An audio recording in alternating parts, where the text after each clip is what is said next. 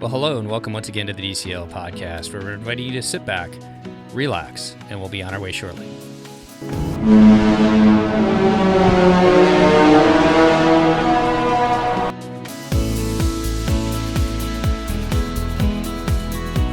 Well, welcome back to the DCL podcast, your podcast to help you and your families cruise a little smarter when the ships are sailing. I'm your host, Steve Creasy, and I'd like to welcome back to our show our co-host from Pack Your Pixie Dust. How you doing today, Christy? I am well. How are you, Steve? Not too bad. We are recording again. It seems like we've had a little bit of a break. We've been having some fun playing with the live stuff, but it's fun to actually do a show. Yeah, and now we'll record a million times in a row. That's what you do, Steve. You take a break, and then it'll be all Steve all the time. I know. You're going to be tired of me once again. I know. Well, I'm super excited today. We are bringing back one of our favorite guests from Florida. How are you doing today, Carol? Fantastic. How are you? Not too bad. And we are going to talk today about your family's trip down to Key West. We're kind of continuing with that, alternative vacations. I'm not sure. Did you have any cruises booked this summer, or were planning on doing some cruises this summer and then kind of flip to this Key West trip? We had two different cruises planned. So we had one that was going to be actually on Norwegian, but it was over Memorial Day weekend. And that was a 4-night cruise, and that got canceled, of course. And then we had one in October on the Disney Magic that was supposed to go to Canada, and that one got canceled as well. So we just had this is like a total random thing, and I'm going to put it up on Facebook, but we just had a listener reach out to us from near Halifax, and she talked about this kind of port excursion you could do, which is called like tidal rafting. So it's like river rafting, except for you're doing it in this when the tides shift between the ocean and the river, and it looked just amazing. So I'm not sure what you guys had planned up there, but if you move that cruise to next year, kind of watch for that. I'll put it on Facebook, but it looked like something super fun that maybe you and your family might enjoy. That does look amazing. But we actually, so we took the credit from the Canadian cruise and used it instead to book the transatlantic cruise. So westbound transatlantic in September. So we're going to do that instead. Nice. So are you going to be able to spend some time in Europe beforehand? I know that's a long cruise, so sometimes that kind of crimps into people's plans. Yeah, probably not, because what we actually want to do is spend 3 nights in New York when we get to New York instead. Gotcha. I'm totally like losing my brains because you and I were actually emailing back and forth that we supposedly will be on the ship, getting off the ship as you get on for the transatlantic, because we're doing the British Isles one next year. Then we kind of move forward. I forgot about that now, so I apologize. Yeah, no, there's a bunch of people on our cruise who are doing the British Isles before that. They're doing back to back. I'm very jealous. Oh my God, that would be amazing. I know. Yeah, could you imagine that? 7 days going around the British Isles, and then you just transition right over to the transatlantic to get you back home? That would be nice. Yeah. Awesome. Christy, do you have any desire to do that transatlantic someday? Yeah, I am a little concerned about the time change for my son, frankly, for me too. So if I ever did it with him. But yeah, no, I would do that for sure. Going that way, westbound will be much better. We did the transatlantic going eastbound when the kids were 2 and 4 years old. And that was hard because you lose an hour every single night. And then we had these early excursions when we finally got to Spain, and it was it was tough. But this way we get an hour each night instead. So we'll be sleeping in. It's going to be amazing. Yeah, I like the idea of sleeping in rather than the east. Although those eastbound ports are amazing, but the idea of getting up earlier and earlier each time zone you shift across, that would be a little tough. Yeah, it was hard, I will tell you. Well, let's turn to your trip down to Key West. And before we do that, have you guys heard that Key West is actually voting in November to limit cruise ships potentially stopping in Key West? Yeah. Oh, I didn't hear that. So I did some research on it, and I've got the 3 kind of amendments that they're voting on. I'm not sure exactly how it's going to take place, but supposedly it's going to happen in November. We'll talk about it. I'll throw them out there just in a second before we talk about your trip down there, Carol. But right now, I know the Disney Wonder out of Galveston and New Orleans is scheduled in 2021 to visit Key West. Christy, do you know the Magic, I think, goes there as well, doesn't she? Yeah, if she's doing the 5-night cruise, the Caribbean cruise. Okay. And have you cruised there, Carol, or have you just gone down there by driving? No, we've had 2 different cruises that stopped in Key West, and it's an easy port. It's a great port. So I hope they don't limit too many boats. I hope Disney can still go back there because it is a great port. So the three amendments that they're voting on, the first one would limit, and I'm not sure if they're like three separate ones, if they'll just pick one of the three, or if all three will apply, or I'm not sure exactly, but we'll kind of try and follow up on this. But the first one would limit the number of people disembarking from ships to 1,500 per day. So theoretically, if there was 2 ships, they'd only let 1,500 people come off. Then the other one says it banned ships. Even if there was, wait a minute, let's go back. Even if there was one ship, 1,500 people is not that many. What, and this is where I'm not sure if all three of these are in place by themselves or if they're separate. I mean, 3 together or separate. But the second one is it would ban ships with a capacity of more than 1,300 people, which that would take, obviously, the magic and the wonder out. And then the last one says it would give priority to cruise lines with the best environmental and health records. Well, I mean, I think Disney kind of would be up there for that. But I guess it just depends upon how all that shakes out. But we'll kind of follow that along, and that should take place in November. We'll see what happens. So, well, let's turn to your trip down to Key West. You've been there twice with the cruise lines. This time you guys drive down there, Carol. What kind of, for people who've never been down there, could you kind of explain, like, how far is it from, like, just south of Miami? How long does it take to get down there? And then what type of planning did you guys do beforehand? Sure. So I will say we've been to the Keys quite a few times. We used to go regularly throughout college, and then even beyond that, like once a year. We love going down to the Keys. So we were pretty familiar with the area, but I think some people don't realize that Florida, when Florida ends, there are these little islands that go all the way out, down, spanning all the way down to Key West. And it's just an amazing, not only trek as you drive through it. I mean, staying in the Keys is amazing, but half the fun is really just driving through all of these keys as well, which is really fantastic. It's about an hour's drive from Miami till you hit the very first key, which is Key Largo. That's when the fun really begins. We like to stop in Florida City. It's the city right before you're heading into Alligator Alley to get into the Keys. And since for us, it's about a 6-hour drive, maybe 5.5 hour drive to Florida City, we ensure that when we start the next morning, we're actually getting to see everything in the Keys because there's so much to see as you drive along.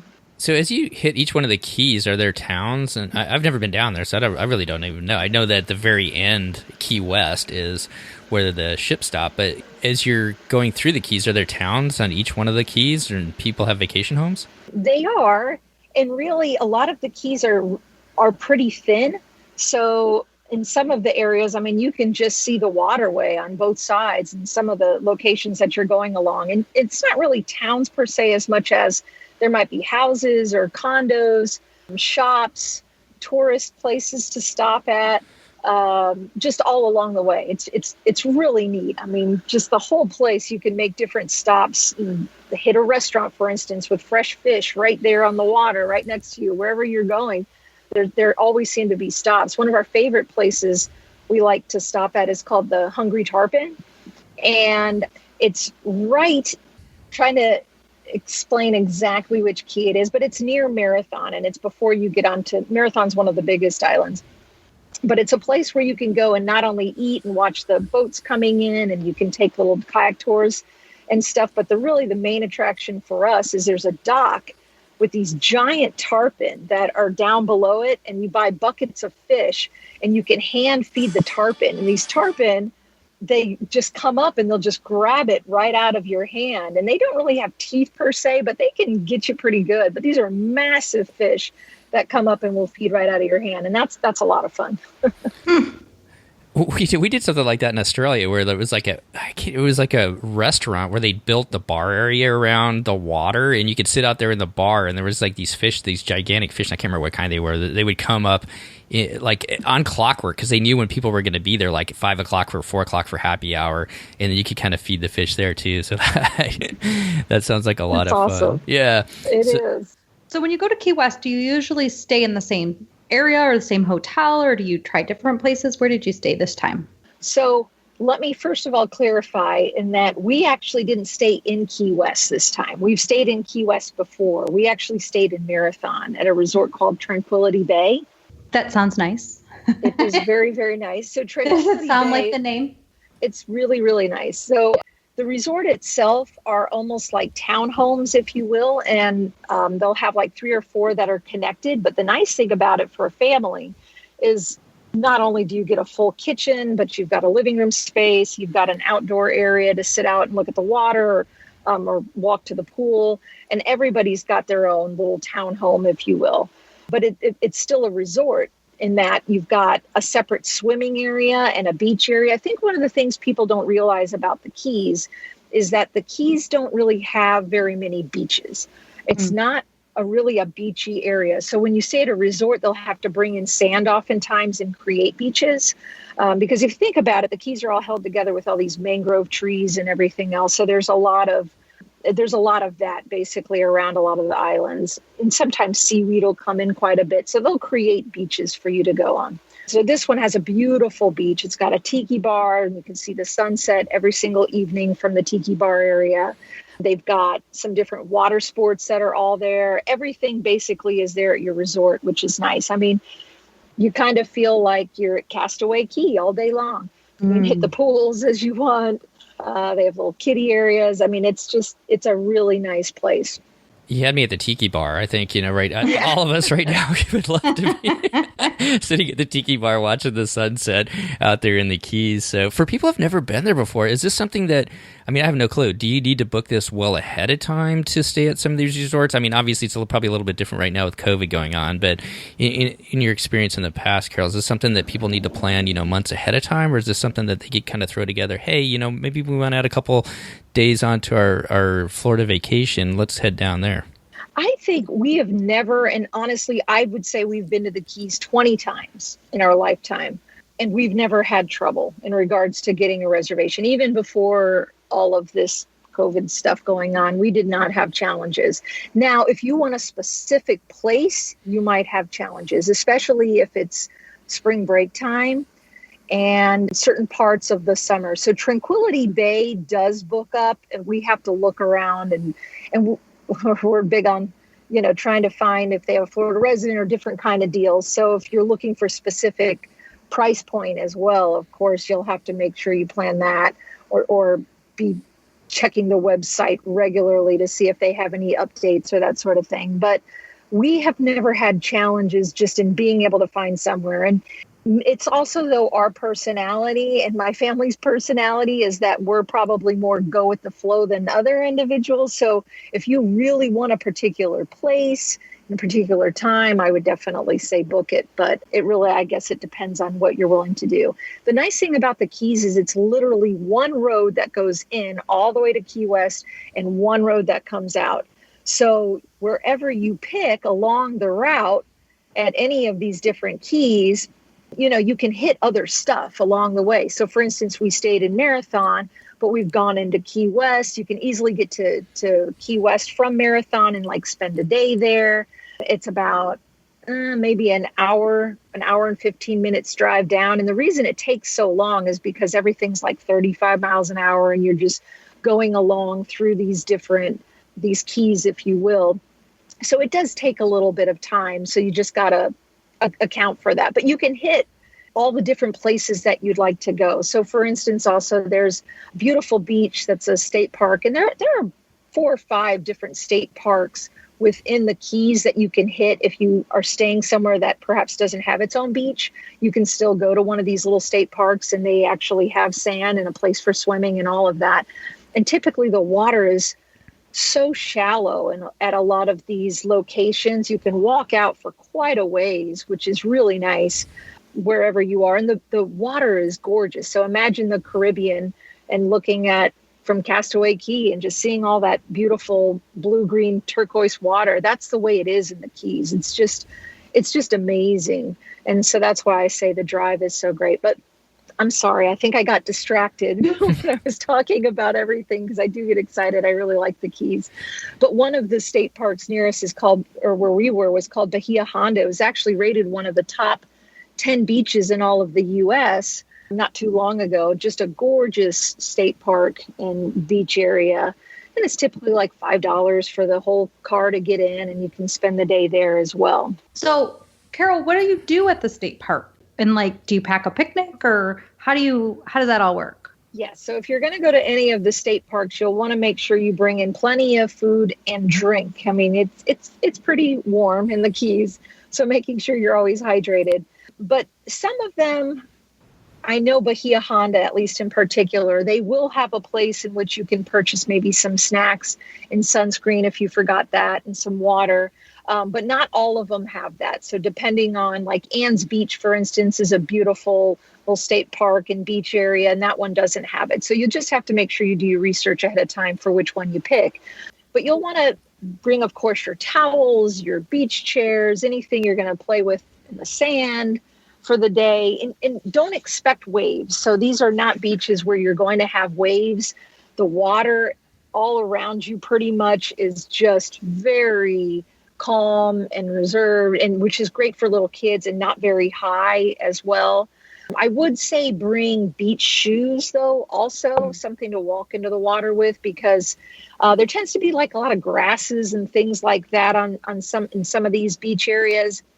And so if you don't like the feel of that on your feet, then I would definitely recommend that as well. Is the water like that on both sides of the Keys? So it's not different on the Atlantic versus the Gulf? I don't even know if you'd quantify the Atlantic or the Gulf. Or that's a really good question. And the Atlantic side does not get the big waves either. I mean, Atlantic never really has huge waves compared to like the west coast of the U.S., but they still get some decent waves depending on where you are up along Cocoa Beach and all of that area. But down in the Keys, you won't have that. I mean, you're pretty much surrounded by relatively tranquil waters all around, which is great. And that's something, though, to think about. So if you're picking what resort you want to stay at in the Keys, look at the map and try to figure out, is it on the Gulf side or the Atlantic side? A lot of people like the Gulf side because of the sunsets at night. Beautiful, gorgeous sunsets. So we were on the Gulf side, Tranquility Bay, and we actually, for 2 nights before we got down into there, we stayed at a resort in Key Largo called Baker's Key Resort. It's actually a Hilton Curio Collection resort, and I cannot recommend this resort enough either. One of the nice things about it is it's really close to John Pennekamp State Park. So if you love snorkeling, it's one of the best snorkeling places in the world. It's got the Christ statue. If you've ever seen that or heard of that, that's down in the bottom of the state park as well, or out in the water in the state park. So we were close to that. You're close to Miami. So if you don't want to have to drive like all the way down to Key West, which can be a little bit of a drive, or just drive, but it takes a bit of time, you're really close. You're right at the very first key. So it's easy for people from Miami, or if you just, flying into Miami and just want to get a taste of the Keys, that's a great place to go. But Baker's Key Resort, it's amazing. It's got a lot of just hammock areas, a huge beach area that's been brought in with different water sports, and another tiki bar. They give everybody a sunset toast at night, and they bring out all the champagne around to everybody. They do s'mores for the kids. They'll have movie nights. It's just a really, really nice family resort with a couple of beautiful pools as well. So that's another one I highly recommend. We've stayed there a couple times. So before we talk about some of the things that you've really enjoyed doing there, you've already touched on quite a few of them, but I'm sure there's some other experiences you and your family have had. Talking about Key Largo being closest to Miami and several keys, I'm kind of looking at a map now. Finally, is it? Are they? I'm sure each one has a little bit different flavor as far as the feel of each key. I'm guessing. Is there one that might be better for families, or would you recommend for families? I think it depends. Key West, I would say, is family friendly, but not quite as family friendly as some of the other keys.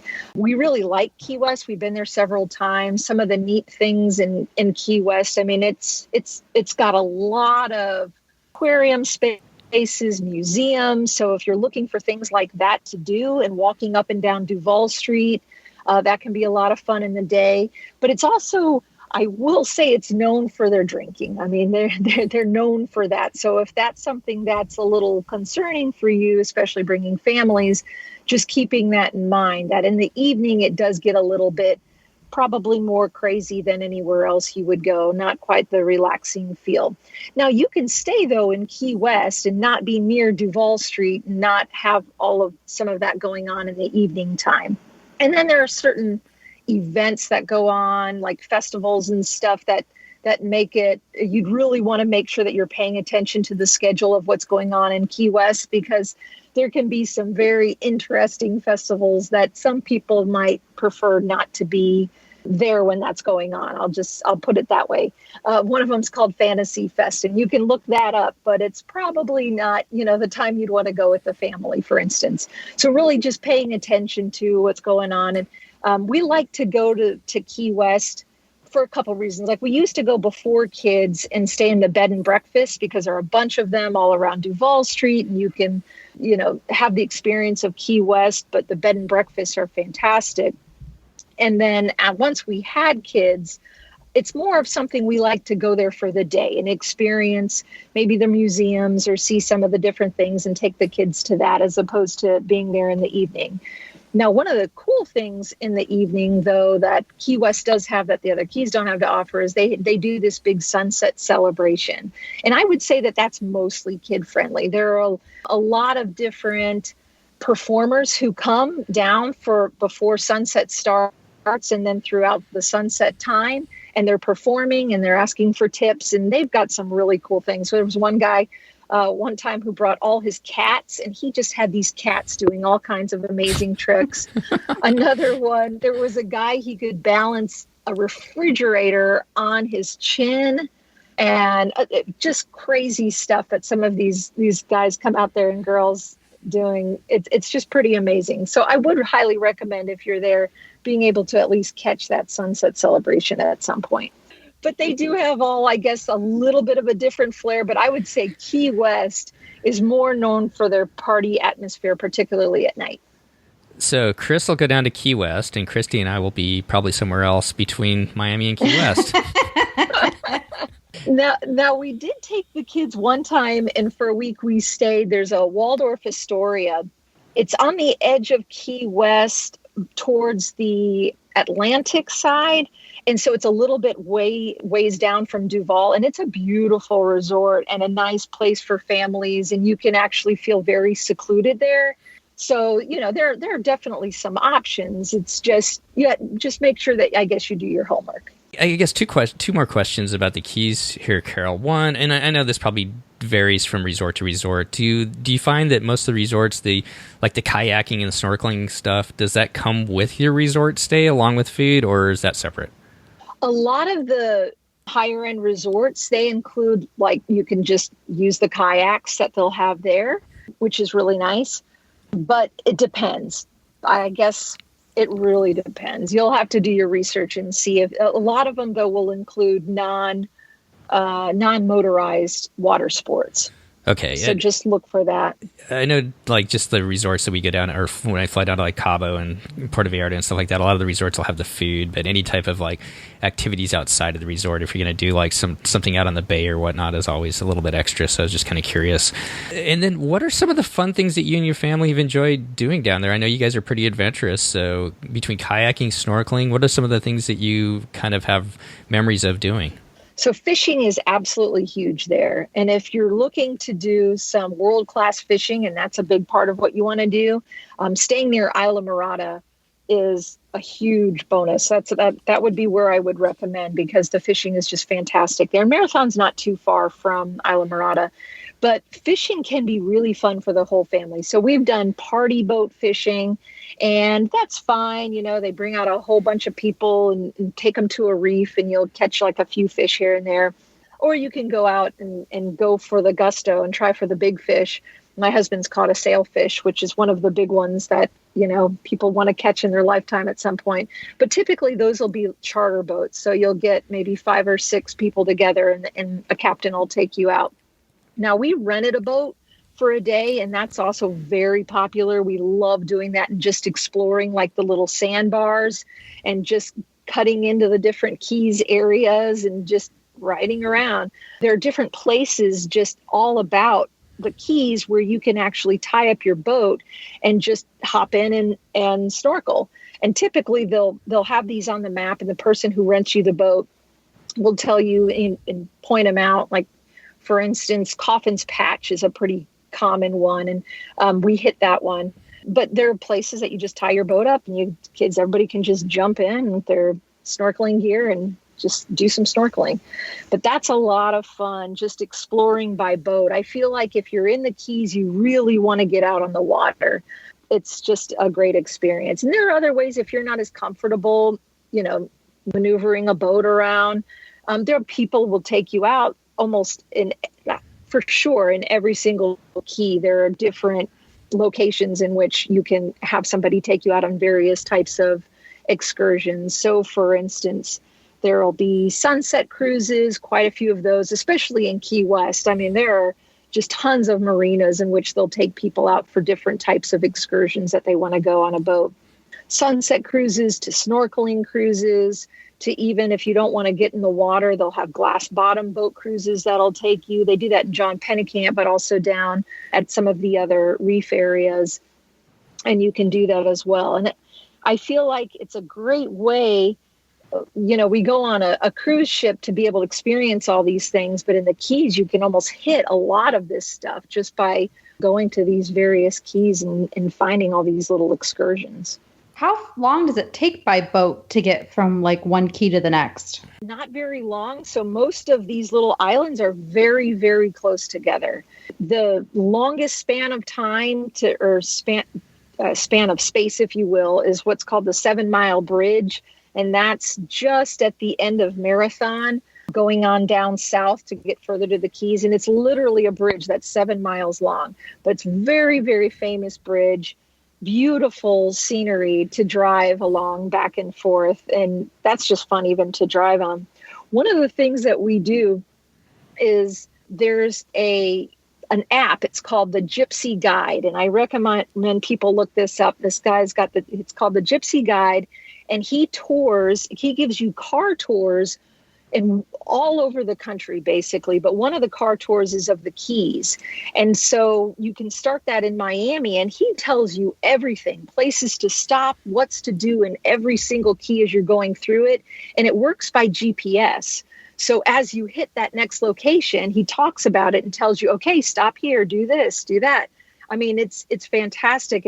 And when you guys did the episode on Yellowstone and Yosemite, I was sitting there going, oh man, I wish they had Gypsy Guide, because Gypsy Guide, as you go through, we've done it with all the national parks too. He has them for those. It tells you everything in the spots in the national park, where to stop, what things to do if you only have, for instance, 3 days to be in that location, which things to definitely hit. And he gives you history along the way. It's just a fantastic app. I'd never heard of that. I just pulled it up right now as you're talking, and yeah, you're right. They've got them from Hawaii, just like all over the place. It looks amazing. Yeah. Oh, it's fantastic. We love those. We get them for everywhere we go. Well, I'm definitely going to add this to our list of things as well.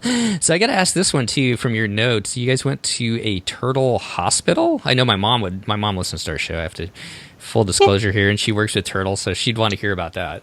That was awesome. That was one of the highlights. So we love turtles too. And we were actually located, Tranquility Bay is right adjacent to the Turtle Hospital, so you can just kind of walk right over. But it started as a hotel, and the guy who purchased it started bringing in hurt animals, and some of them were turtles. And it just got to the point where he was bringing more and more turtles in. And so then he converted all of the rooms into places for all of the people who are there working to actually stay in some of the rooms. And then it's just this giant turtle hospital. They release the turtles as soon as they're able to, but they have all types of turtles, leatherbacks, everything you can imagine that are, local to the Keys. And you can call them at any point if you find a turtle, and they will come out and they'll rescue it and bring it back, rehabilitate it, and let it back out into the wild. It's a great place to visit. Yeah, it sounds amazing. I love places like that. Have you been to Vero Beach? Because they kind of work with turtles there, right? They do. A lot of turtles come up into that vicinity, but it's sort of all along that stretch and around Cocoa. A lot of turtles like to come up and lay their eggs. So, yeah, always be on the lookout when you're on a beach. And if you see any ropes around an area, and some sticks sticking up. That's probably because that's a turtle nesting area, and don't mess with those.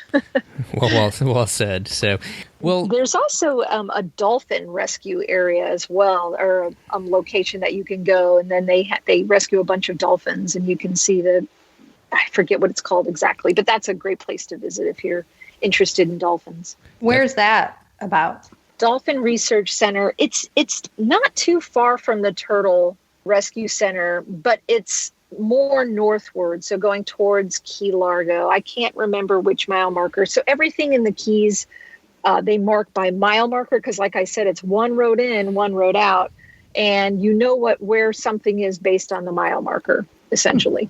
That sounds right up Blake's alley, Christy. Oh my God. Yeah, our whole family. We would love that.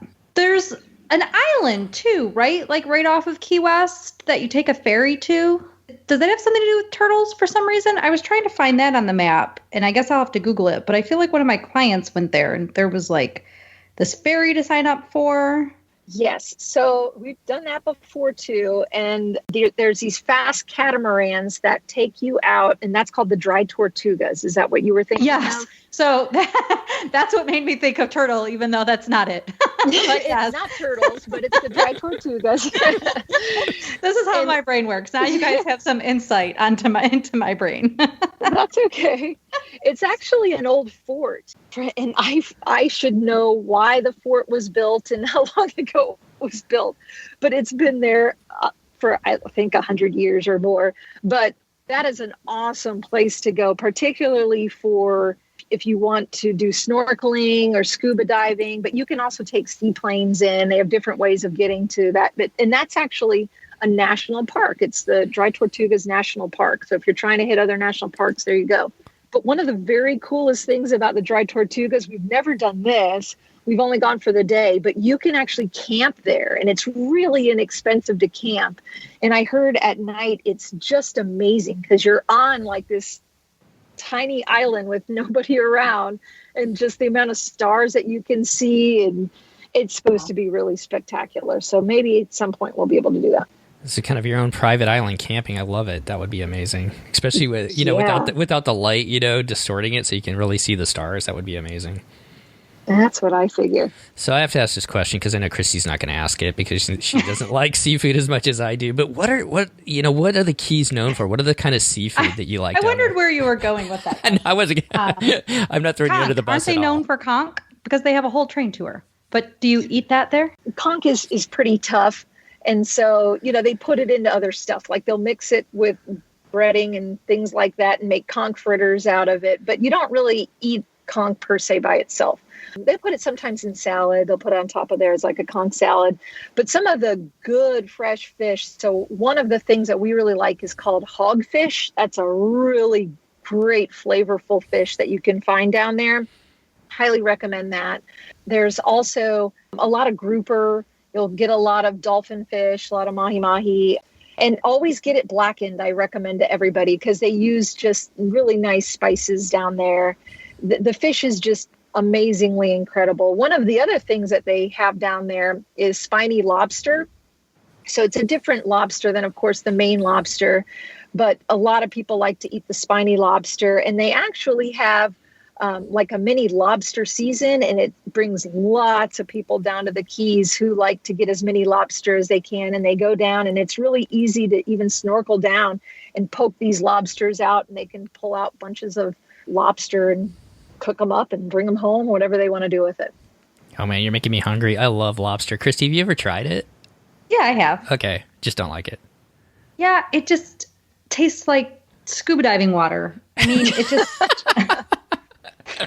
I have tried a lot. Like, so my mom would be like, oh my gosh, this crab is the best I've ever had. You should try it. And then I'm like, no, I can't do that. Like, I've tried it, but I can't bring myself to eat it.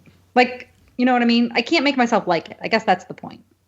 No, I totally understand. I'm not throwing you under the bus whatsoever. No, it's okay. It's fine. I do love seafood, so I wish I did. We need to make it down there, Carol. You're making us want to go. Everything you talk about just makes us want to go more. The idea of getting your own boat and floating around and jumping out and snorkeling just sounds amazing.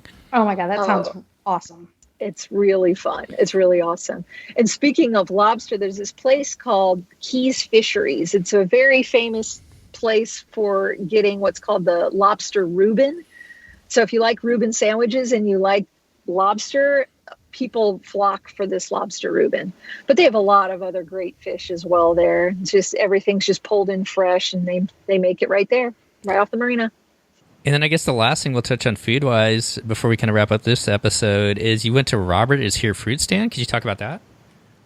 Oh, yeah. And that was actually a recommendation by the Gypsy Guide that we'd never heard of it before. But back in, I want to say the 60s, the Miami area was a huge agricultural area. So before it became known for Miami Beach and everything else, a lot of different tropical fruits. So like papaya and mango and star fruit and some jackfruit and all these fruits that you probably haven't heard of. There were a lot of really crazy fruits at this fruit stand, but that used to be it was well known for their fruit and their agriculture. Anyway, so there was a gentleman who used to sell all of his fruit at the fruit stand, and he'd have his son go out and actually do it for him. And he put out a big sign that would say, Robert is here. And that's how you knew he was selling his fruit. And people just loved coming to this fruit stand. So it eventually grew into this massive place for you to get all kinds of really neat, different fruits. And they still kept it the name, which was his son was Robert, just Robert is here. And so it's a pretty famous, actually, fruit stand that you can go to if you want to try neat, exotic, different kinds of fruits.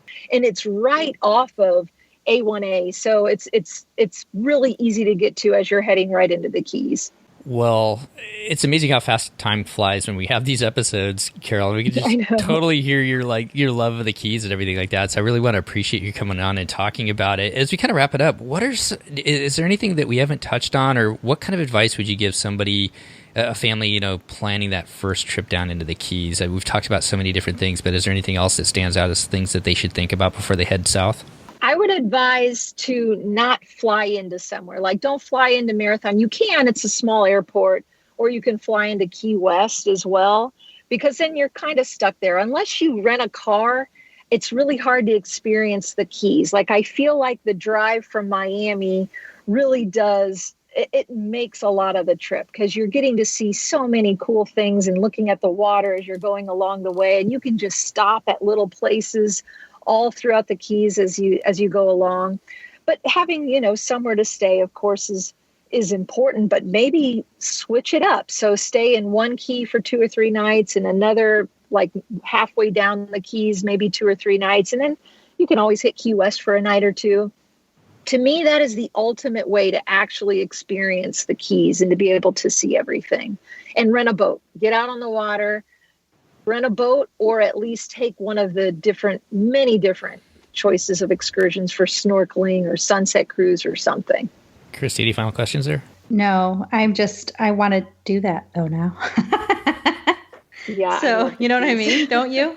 Oh yeah, totally. I would love. This is like one of those places, like it's been like kind of in our bucket list, and Have you never been? I don't know, but I guess because you're so far away. Yeah, it never surfaces it to the top. But I think like this year with with the ships not sailing and all these plans that we have kind of got scrapped, what it's really done is it's brought things like when we went to Yellowstone up to the top of the list, and I think this is something that we're going to push to the top of our list next time we can make it down to Florida. There you go. Fly into Miami.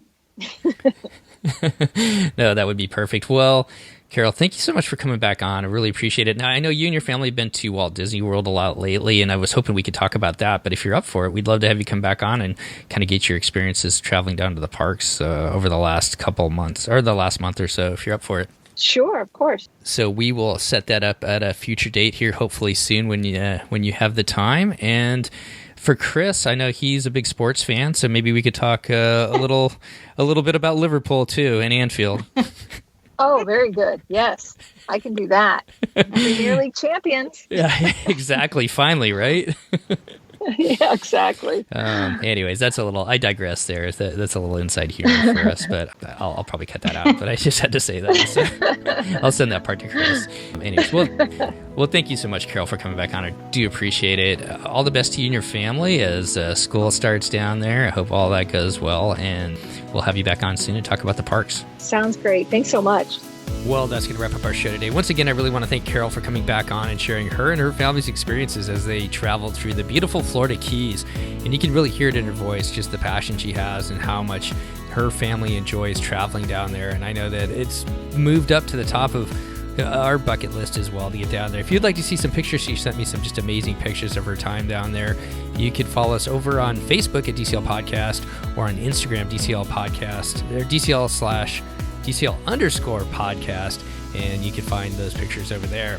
If you would like to come on and share your stories, either on DCL, Disney Cruise Line, Run Disney, or Adventures by Disney, you can reach out to me, Steve, at DCLpodcast.com, and we will get you set up to come on and talk a little bit about your adventures. If you would like to help support the show, and we thank each and every one of our Patreon members each and every week, they're the ones that really help bring this show to you, and we appreciate each of you for doing that. If you'd like to be part of that group, you can go over to patreon.com/DCLpodcast and find out more information there. Well, between now and our next show, if you are heading out on your next adventure, whatever it may be, a staycation, just hanging out with your family, just getting ready for Thanksgiving, possibly traveling, and I know the COVID things are spiking, so just be careful out there if you are traveling to spend time with friends and family. All of us here at the DCL Podcast, myself, Steve, Christy, and Chris, wish you all the best. Just be well out there, and we'll see you next time on the DCL Podcast. The DCL Podcast is not affiliated with the Disney Cruise Line, Walt Disney Company, Adventures by Disney, or Run Disney. All of the opinions expressed on our shows are those of the hosts and the guests who appear on the show. If you have any questions about any of these products, please contact the Walt Disney Company.